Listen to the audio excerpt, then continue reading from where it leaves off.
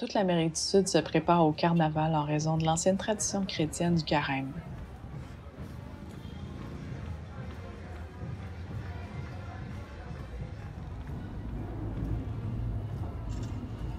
En Amérique du Sud, aujourd'hui, cette période n'est plus vraiment respectée, mais la tradition du carnaval est restée. En Bolivie, on a découvert la Diablada, danse traditionnelle représentant l'affrontement entre les forces divines et infernales. L'expérience est inoubliable. Durant plus de 48 heures, les danseurs déambulent sur un circuit dans la ville sur près de 4 kilomètres jusqu'à la Vierge de Socavón pour prier devant elle et lui montrer allégeance.